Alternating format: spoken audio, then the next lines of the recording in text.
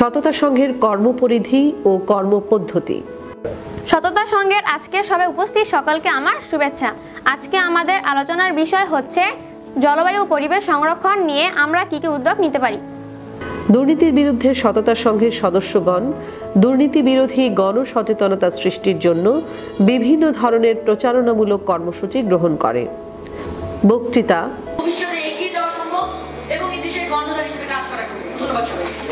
বিতর্ক।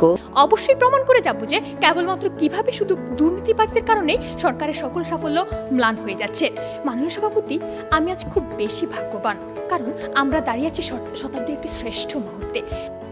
রচনা প্রতিযোগিতা, seminar, symposium, কর্মশালা, মতবিনিময় সভা, আলোচনা সভা, পথসভা, মানববন্ধন, পদযাত্রা ও সাংস্কৃতিক অনুষ্ঠান।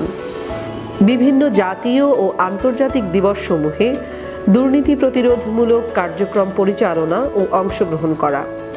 প্রতিটি সততা সংঘ এর শিক্ষার্থীদের মধ্যে নৈতিক চরিত্র গঠন, শিক্ষা ও স্বাস্থ্যের উন্নয়ন এবং জলবায়ু ও পরিবেশ সংরক্ষণ সহ সকল প্রকার জনহিতকর কার্যক্রমে অংশগ্রহণ করে। সততা সংঘের গৃহীত কার্যক্রম পরিচালনার জন্য কর্মপরিকল্পনা প্রণয়ন করা।